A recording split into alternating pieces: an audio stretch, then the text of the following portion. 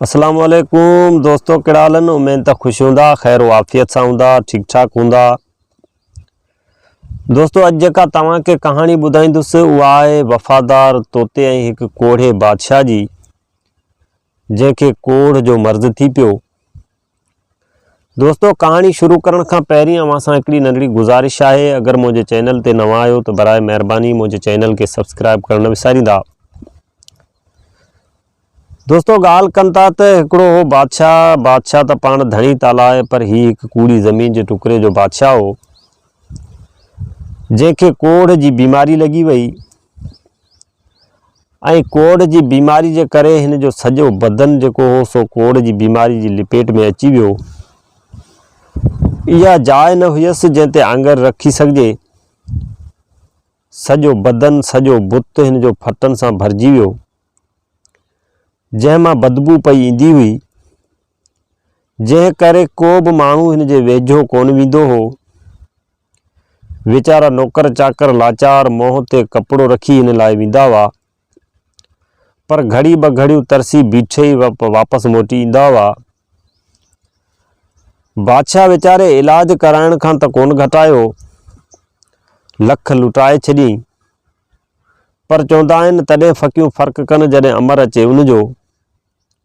पर हिकिड़े कख जेतिरो बि हिनखे फ़ाइदो कोन थियो ऐं इहे थींदे थींदे मथां वार बि अची अछा थिया। आख़िर सभिनी पासनि खां ना उमेद थी मुल्क राज जा मामला वज़ीर जे हवाले करे कारा कपिड़ा पाए शाही महिलात जे अॻियां वञी चौवाटी ते सुम्ही पियो। उन्ही चौवाटी तां हर रोज़ केतिरा ई देश परदेस जा फ़क़ीर दरवेश ऐं केतिरा ई माण्हू पिया लंघंदा हुआ ऐं बादशाह बि सभिनी खां इलाज लाइ ॾस पता पियो पुछंदो हो, पर कंहिं बि हिनखे को अहिड़ो ॾस पतो कोन ॿुधायो जंहिंमां ही चङो भलो थी पवे ऐं हिन जी जान छुटी पवे।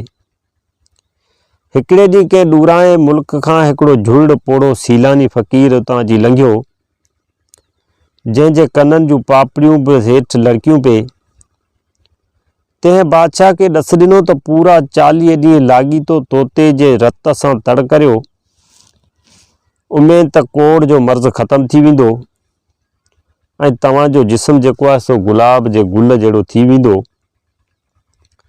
सीलानी फ़क़ीर त बादशाह खे इहो ॾस ॾेई पंहिंजी वाट वठी हलियो वियो, पर बादशाह खे अची फ़िकर थियो त एतिरा तोता अचनि किथां जो रोज़ उन्हनि जी रत सां तड़ कजे। नेठि बादशाह चौवाटी तां उथी पंहिंजी महिलात में आयो ऐं अचण सां नौकरनि खे हुकुम ॾिनई त हिकदमि शहर में पड़ो घुमायो त अॼु खां वठी 40 ॾींहंनि ताईं जेको माण्हू जेतिरा बि तोता बादशाह वटि आणींदो तंहिंखे ओतिरो ई इनाम मिलंदो। सॼे शहर में पड़ो घुमी वियो। जंहिं बि इहा ॻाल्हि ते ॿुधी सो अजब में पइजी वियो। पोइ इनाम जी लालच में हर को माण्हू तोतनि हथ करण लाइ तीर कमान हथ में खणी जंग में काहे पियो। ख़ुदा जी कुदरत अहिड़ी थी जो अञा माण्हू तोतनि ॻोल्हण लाइ शहर मां निकिरी झंग में घिड़ियाई मस त मथां सख़्तु तूफ़ान सां गॾु मींहुं अची वठो ऐं सभु माण्हू उन ॾींहुं जीअं हथे ख़ाली विया हुआ तीअं ई हथे ख़ाली वापसि आया। उन साॻे शहर में हिकिड़ो ग़रीब काठेर रहंदो हो, जंहिं वीचारे वटि घर में सॼो को ठिकर बि कोन हूंदो हो ऐं डेली ॾियाड़ी झंग मां काठियूं करे ईंदो हो ऐं इहे विकिणी अटे लप वठी वञी पंहिंजे बच्चनि जो गुज़र सफ़र कंदो हो। उन ॾींहुं मींहं जो वठो ऐं तूफ़ान अची लॻो, तंहिं करे ही बि वीचारो मुंझी पियो। हाणे करे त छा करे। ख़्यालु कयईं त अॼु पुसियल काठियूं मूं ग़रीब खां केरु वठंदो, पर वरी बि पंहिंजे बच्चनि जे सोच वीचार करे कुहाड़ो कुल्हे ते रखी उन मींहं ई वाह में उथी झंग ॾांहुं रवानो थियो। झंग में घुमंदे घुमंदे हिकिड़े वॾे बड़ जे वण हेठि वञी वेही रहियो ऐं ओचितो जी नज़र पई त जंहिं थुड़ हेठि वेठो हो उनजो वण जो हिकिड़ो थुड़ जेको पासो सुकल हो ऐं हिकिड़ो साओ हो ऐं मींहं जी कणी बि उन मथां कोन पई हुई। त काठेर बि ॾाढो ख़ुशि थियो ऐं लाहींदे कुल्हे तां कुहाड़ी अची उन थुड़ खे वरितईं।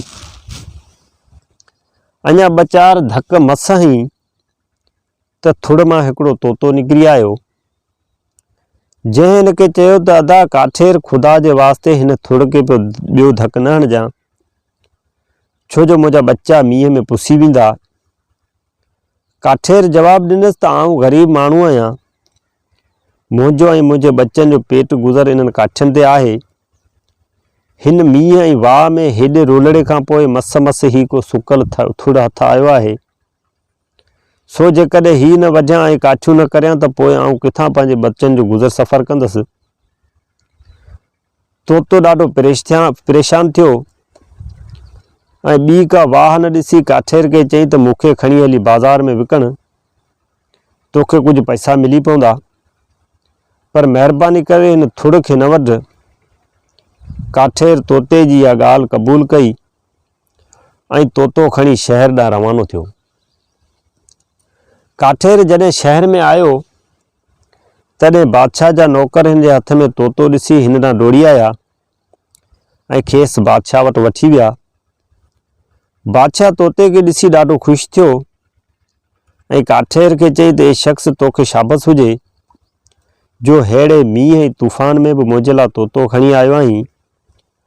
हाणे जेको घुरणो हुजनि सो घुर। काठेर चयो त जीअंदा क़िबला, आउं हिकु ग़रीब काठेर आहियां, मुंहिंजी कहिड़ी मजाल आहे जो अव्हां खां कुझु घुरां। बसि अव्हां जी मर्ज़ी आहे, जेको कुझु अव्हां ॾींदा इहो अव्हां जो अहसान थींदो, ऐं जेकॾहिं न ॾींदा तॾहिं बि तव्हां जो अहसान थींदो, ऐं असीं ईअं ई साईं जन खे दुआऊं कंदा हलिया वेंदासीं।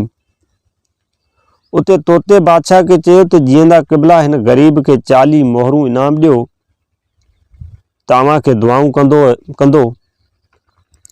बादशाह तोते खे ॻाल्हाईंदो ॾिसी हैरान थी वियो ऐं हिकदमि उन जे चवण ते काठेर खे 40 मोहरूं इनाम तौरु ॾेई ऐं दुआऊं वठी पंहिंजे बचनि ॿारनि लाइ रवानो कई। ऐं काठेर बि पंहिंजे बचनि सां अची ॾाढो ख़ुशि थियो।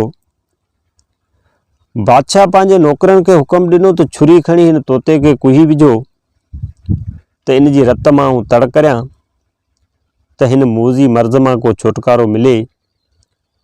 बादशाह जो इहो हुकुम ॿुधी तोतो ॾकी वियो ऐं ॾाढी आज़ी नाज़ी सां बादशाह खे अर्ज़ु कई त जीअंदा क़िबला, मूं हिकिड़े तोते जे रत मां कहिड़ो तड़ करे सघंदो जो अव्हां खे हिन मोज़ी मर्ज़ मां छुटकारो मिलंदो। अव्हां खे त काफ़ी सारा तोता घुरिजनि, तंहिं करे ॿियनि तोतनि जी जान बख़्श करे रुगो मूं हिकिड़े जे खंभनि खे पटे उन्हनि खे पाणी में काढ़े उन सां फ़क़ति हिकिड़ो भेरो तड़ करियो त ख़ुदा जे हुकुम सां अव्हां जे बदन ते कोढ़ जो हिकु टिको बि न रहंदो। बादशाह खे तोते जी इन ॻाल्हि ते वेसाह अची वियो, एतबार अची वियो। पोइ उन जे चवण मूजिबि तोते जा सभई खंभ पटराए पाणी में टहिकाए ऐं हुकुम ॾिनई। नौकरनि हिन जा सभु खंभ पटे पाणी में टहिकाए बादशाह खे अची इतला ॾिनो ऐं तोतनि खे कंहिं किचिरे में फिटो करे छॾियऊं। बादशाह हिमाम खाने में वञी कपिड़ा लाथा ऐं पंहिंजे बदन ते पाणी हारण लॻो त जीअं जीअं मथां पाणी विझंदो पियो तीअं तीअं कोढ़ जा फट लहंदा विया ऐं जॾहिं सभु पाणी ख़तमु थी वियो तॾहिं सॼे बदन जी चमड़ी बि गुलाब जे गुल जहिड़ी थी पई। बादशाह इहो हाल ॾिसी ॾाढो ख़ुशि थियो ऐं अल्लाह ताला जा शुक्र अदा कई ऐं उन्हीअ ख़ुशीअ में केतिरा ई ॾींहं ख़ैर ख़ैरातूं कई ऐं आए वे ग़रीब गुरबे खे पे खाराई। थोरनि घणनि ॾींहंनि खां पोइ बादशाह ख़ुशि चङो भलो थी मोटी अची पंहिंजे तख़्त ते वेठो ऐं वज़ीर खां मुल्क जो कारोबार वठी पंहिंजे हथ करे सॼो पंहिंजो कमकार पाण संभालण लॻो। उन विच में तोते बि उन किचरनि में पे धिका खाधा ऐं धिका खाई खाई नेठि उन बि नवां पर कढिया ऐं अची उॾामण जहिड़ो थियो। उते तोते ख़्यालु कयो त बादशाह खे वञी संदसि चङ भलाई जूं मुबारकूं बि ॾियां ऐं अर्ज़ु बि करियांसि त हाणे मूंखे मोकल ॾे त वञी पंहिंजे बचनि भेड़ो थियां। इहो ख़्यालु करे तोतो उॾामी बादशाह वटि आयो ऐं संदसि साम्हूं पट ते वेही खेसि मुबारकूं ॾिनई। उन्हीअ ते बादशाह तोते खे खणी पंहिंजी झोली में विहारियो ऐं उन बादशाह जे अखियुनि मां ॻोढ़ा किरी पिया। तंहिं ते तोते बादशाह खे अर्ज़ु कयो त जीअंदा क़िबला अव्हां खे बाक़ी कहिड़ो ग़मु आहे जो एतिरा ग़मगीन पिया ॾिसिजो। तंहिं ते बादशाह चयो त ॾुख अथमि त पंहिंजे पीरी जो सॼी जवानी जेका हुई सा कोढ़ जी बीमारी में गुज़री वई ऐं हाणे अची पीरी थी आहे। कोढ़ मां छुटसि तॾहिं बि कहिड़ो छुटसि। उते तोते चयो त बादशाह सलामत, जेकॾहिं अव्हां मूंखे मोकिलियो त आउं अव्हां जी पीरी जो बि इलाजु करियां। बादशाह मुर्की जवाबु ॾिनसि त मियां मिठू, मुंहिंजे पीरी जो भला कहिड़ो इलाजु कंदे। तोते अर्ज़ु कयो त साईं, मूंखे हिकिड़ी अहिड़ी विलायत जी ख़बर आहे जिते हिकु अहिड़ो मेवो आहे जंहिंखे जेकॾहिं को पोड़ो खाए त उहो जुवान थी पवंदो। त बादशाह खे ॾाढो अजब लॻो।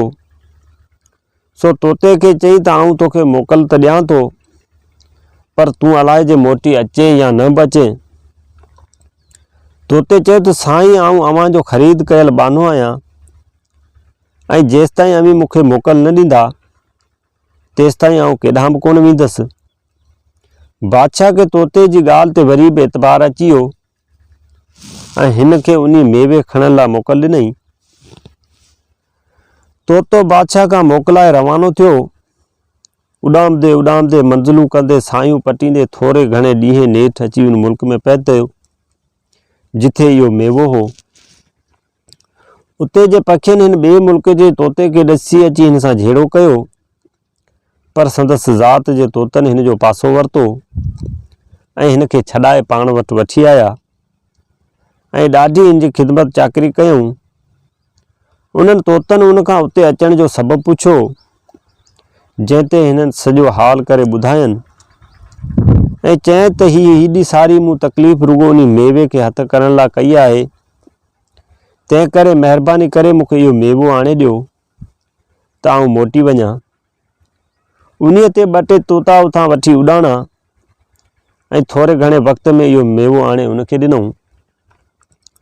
तोतो मेवो वठी हिननि खां मोकलाए रवानो थियो ऐं उॾामदो किन ॾींहंनि खां पोयां वरी बि अची उन बादशाह वटि हाज़िर थियो।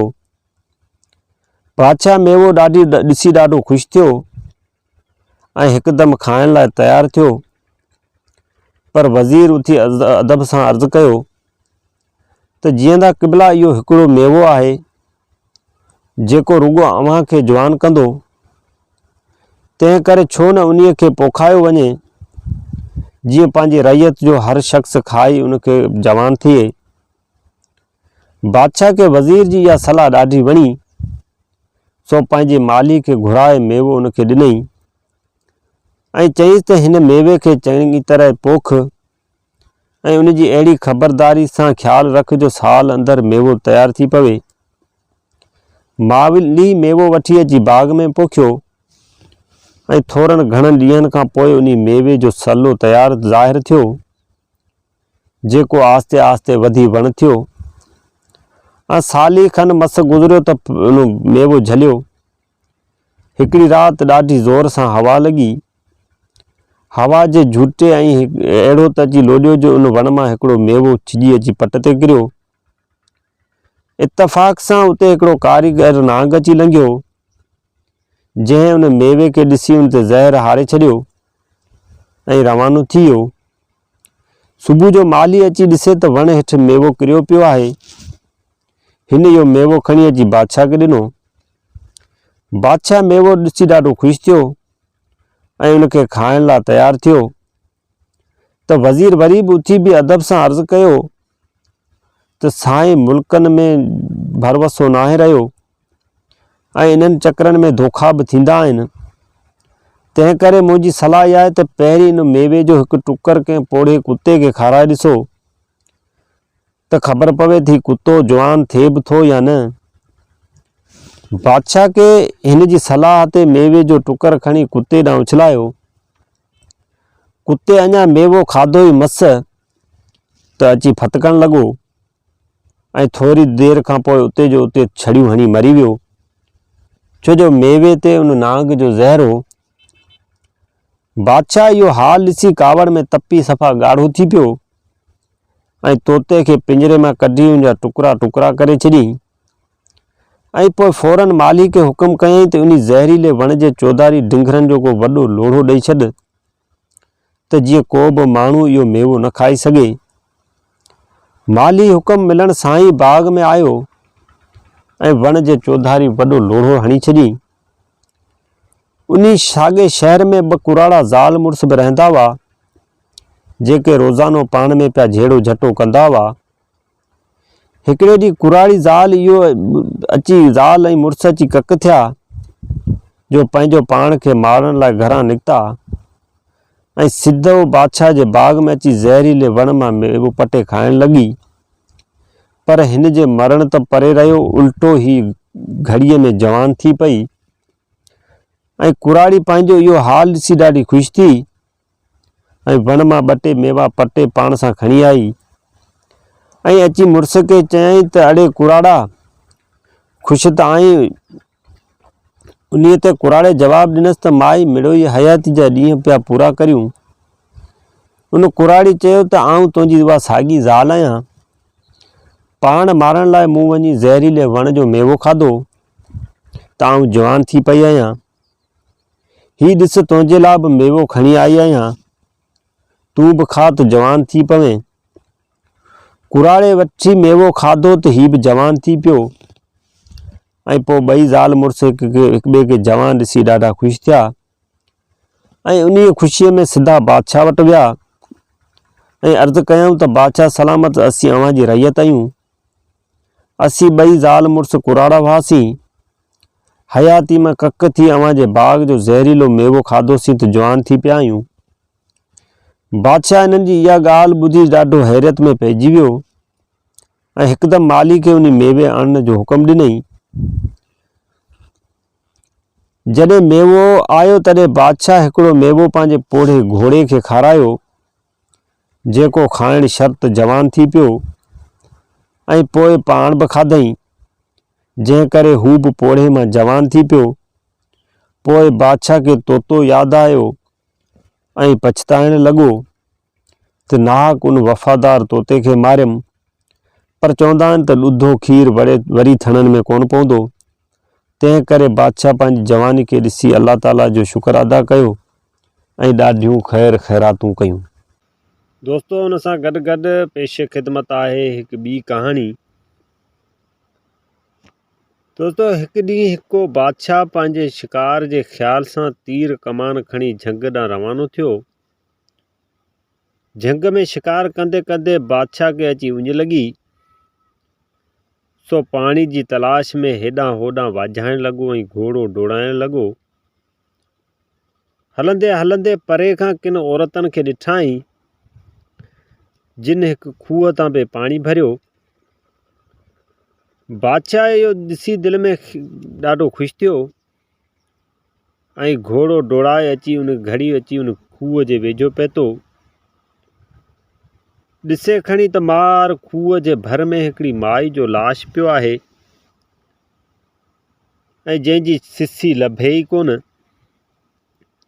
ऐं चार छोकिरियूं उमिरि जूं नंढियूं नेटियूं ऐं शिकल में तमामु ख़ूबसूरत ऐं सुहिणियूं उन सिसी वढियल लाश जे चौधारी बीठियूं आहिनि ऐं पाण में गुफ़्तगू ऐं कचहरी पियूं कनि। बादशाह हिकिड़े वण में लिकी बीह संदसि ॻाल्हियूं ॿुधण लॻो। हिकिड़ी छोकिरी चयो त हिन ज़ाल खे वारनि सां ॾाढी का मोहबत हुई। तंहिं ते वरी ॿी छोकिरी चयो त ॾंदनि सां बि ॾाढी का दिलि हुयसि। तंहिं ते वरी टीं चयो त सुरमे सां बि ॾाढो शौक़ु हुयसि। ऐं आख़िर में चौथी छोकिरी जेका ॿियनि खां नंढी ऐं शिकल में तमामु हसीन ऐं वधीक मोचारी ऐं अक़ल में अॻु भरी हुई, तंहिं चयो त अधी सुरमो त पातई पर पाए न ॼातई। छोकिरियुनि जूं इहे ॻाल्हियूं ॿुधी बादशाह सख़्तु हैरत में पइजी वियो ऐं दिलि में सोचणु लॻो त जॾहिं औरत जी सिसी बि कोन्हे ऐं सिसी बि ग़ाइबु आहे। तॾहिं ही छोकिरियूं कीअं इएं पियूं ॻाल्हियूं कनि। नेठि बादशाह वण मां निकिरी अची उन छोकिरियुनि खां पाणी घुरियो। छोकिरियुनि बादशाह खे वॾी ख़ुशीअ सां पाणी पीआरियो। बादशाह पाणी पी वञी वण जी छांव हेठां वेही रहियो ऐं छोकिरियुनि खे सॾे पुछाईं त हिन मौल ज़ाल बाबति जेके अमी पाण में ॻाल्हियूं पिया करियो से अवां कीअं सम्झूं ऐं मूंखे बि थोरो ॿुधायो। तंहिं ते पहिरीं छोकिरी जवाबु ॾिनो त जेके ज़ालूं वारनि जूं शौक़ीन हूंदियूं आहिनि से ज़रे ज़रे ऐं हर वारनि खे पियूं तेल मखींदियूं ऐं फणी ॾींदियूं आहिनि, जंहिं करे संदन पुठीअ ते तेल लॻी वेंदो आहे। ऐं हिन ज़ाल खे बि पुठी ते तेल लॻल ॾिठमि, तॾहिं सम्झमि त हीअ ज़ाल वारनि जी का ॾाढी शौक़ीन हुई। तंहिं ते ॿी छोकिरी चवणु लॻी त ॾंदनि जूं शौक़ीन ज़ालूं ॾंदनि खे तमामु घणो मुसवाक हणंदियूं आहिनि, जंहिं करे हथनि जे नोहनि जूं पाड़ूं बि मुसाक हणंदे हणंदे ॻाढ़ियूं थी वेंदियूं आहिनि। हिन जा बि नोह ॾिठमि त ॻाढ़ा हुआ, तॾहिं सम्झमि त हिन खे बि पंहिंजे ॾंदनि सां ॾाढी का दिलि हुई। उते टी छोकिरी चयो त जेके छोकिरियूं सुरमो घणियूं पाईंदियूं आहिनि उहे टिका कढंदियूं आहिनि ऐं उन जा जेके टिका आहिनि उहे उघंदियूं वरी पंहिंजे चोले सां आहिनि। मूं हिन मौल ज़ाल जे चोले ते अहिड़े क़िस्म जा टिका ॾिठा, तॾहिं सम्झमि त हिन औरत खे सुरमे सां बि घणी मोहबत हुई।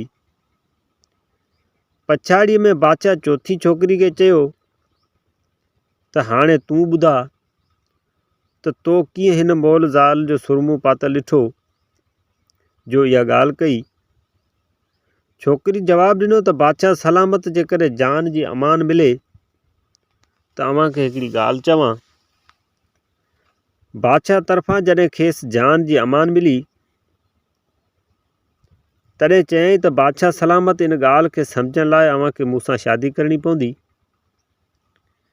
बादशाह दिलि में ख़्यालु कयो त हीअ छोकिरी का वॾी अक़ल वारी ऐं सियाणी थी ॾिसिजे जो ॿियनि छोकिरियुनि त कॾहिं बि के अहिड़ा उञाण सुञाणे पंहिंजी राय ज़ाहिर कई, पर हिन छोकिरी को वॾो राज़ परूड़ियो आहे।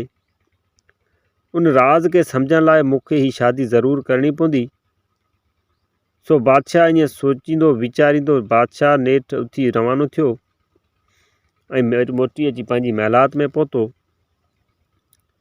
इहा अक़लमंद छोकिरी दरअसल हिकु सौदागर जी धीअ हुई, जेको मुल्क जो वॾे में वॾो सौदागर हो ऐं हू सौदागर जी सिकी लधी धीअ हुई।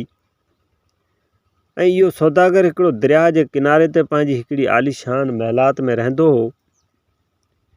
ॿिए ॾींहुं बादशाह उन सौदागर न पंहिंजे वज़ीर जे हथां शादी जो पैगाम ॾियारे मोकिलियो, जेको ॿुधी सौदागर ॾाढो ख़ुशि थियो, पर धीअ हुयसि सिकी लधी, सो पहिरियां इन खां पुछणु ज़रूरु सम्झई। सौदागर पोइ बादशाह जो पैगाम अची पंहिंजी धीअ खे ॿुधायो, जंहिं बादशाह सां शादी करण जो इक़रार कयो, पर हिकिड़ो शर्त रखियईं त शादी खां अॻु संदसि पीउ जी महिलात जे भरिसां हिकु ॿियो वॾो महिलात तयारु कराइणो पवंदो। बादशाह इहो शर्त यकदमि क़बूलु कयो। आख़िर बादशाह जे हुकुम सां दरिया जे कप ते हिकु सुहिणो महिलात जुड़ी रास थियो ऐं ॿिनि चइनि ॾींहंनि में बादशाह घणनि दौलनि धमामनि ऐं वॾी धाम धूम सां हिन सां शादी रचाई ऐं ॿई अची उन नई महिलात में ख़ुशि गुज़ारण लॻा। नई शादी जी ख़ुशीअ में बादशाह खां इहा ॻाल्हि ई विसरी वई हुई त हिन छोकिरी सां कहिड़े शर्त ते शादी कई। छोकिरी अलबत पंहिंजे पीउ खे सॼी ॻाल्हि वेही पेराइती करे ॿुधाई, जंहिं इन खे हर तरह जी मदद करण जो आसरो ॾिनो हो। तंहिं ते छोकिरी पीउ खे चयो त लिक छिप में हिन महिलात खां वठी पंहिंजी महिलात ताईं विच में हिकु सिरिंग तयारु कराई वञे। थोरे घणे ॾींहंनि खां पोइ जॾहिं इहा सिरिंग बिल्कुलु तयारु थी वई, तॾहिं हिकु ॾींहुं सौदागर बादशाह खे दावत ॾेई पंहिंजी महिलात में वठी आयो।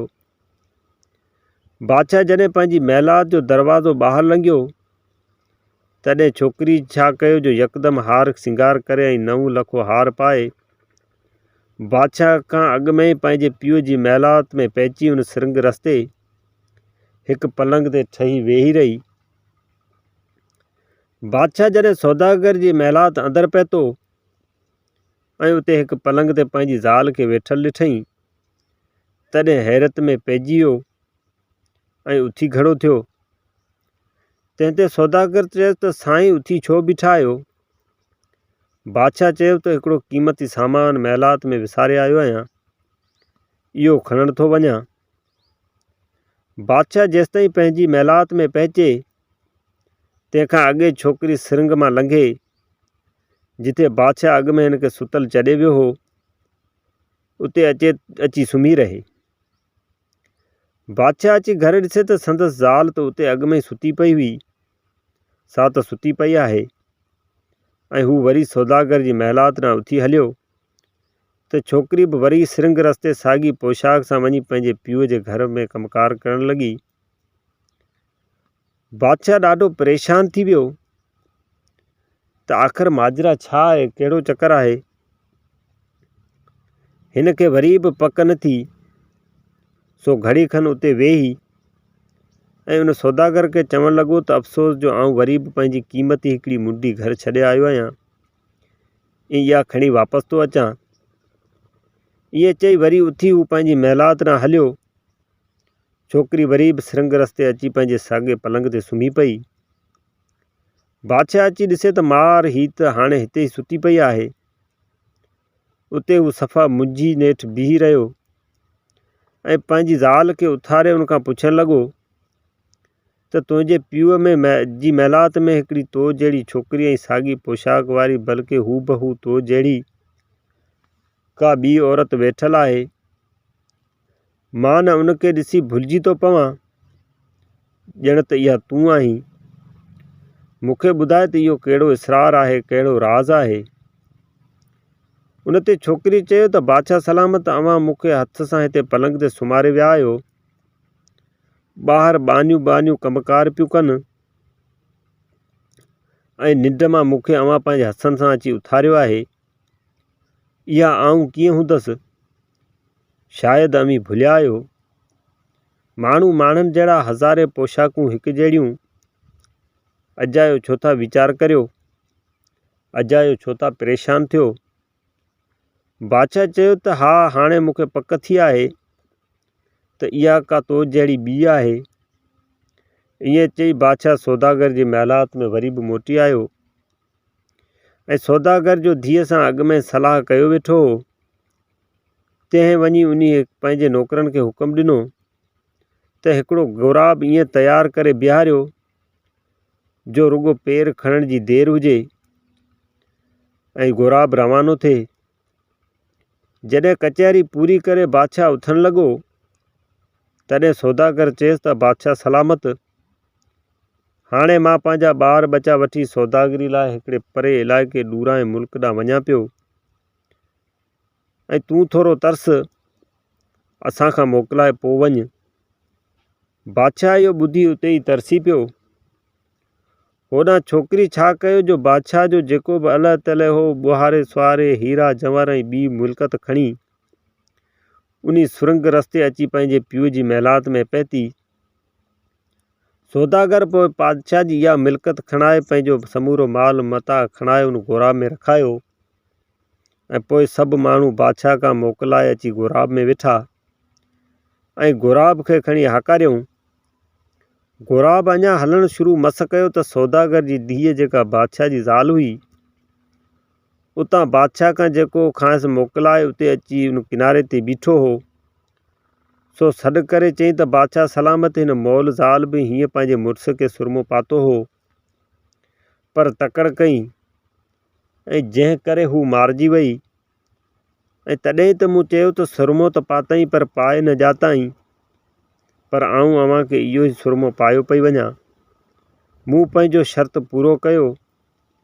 हाणे ख़ुदा हाफ़िज़। इहो ॿुधी बादशाह खे मोल ज़ाल वारो लाश वारो वाक़ियो यादि आयो। जॾहिं समूरी ॻाल्हि सम्झई तॾहिं ॾाढो परेशान थियो ऐं आख़िर हू पंहिंजी महिलात में मोटी आयो ऐं टपड़ टाड़ी जांचे अची ॾिठाई त हिकाणी ॾंदनि में आङुरियूं पइजी वियसि। ज़ाल त अॻु में ई विञाए वेठो हो, पर संदसि मिल्कत सां बि हथ धोइणा पिया। लाचार वीचारो माठड़ी करे वेही रहियो। दोस्तो, ही कहाणियूं जेकॾहिं तव्हांखे पसंदि आयूं हुजनि त हिन वीडियो खे लाइक करणु बिल्कुलु न विसारींदा। मिलूं था कंहिं ॿी कहाणी में। इजाज़त ॾींदा इन दुआ सां त जेॾां पेर तेॾां ख़ैरु। अल्लाह हाफ़िज़।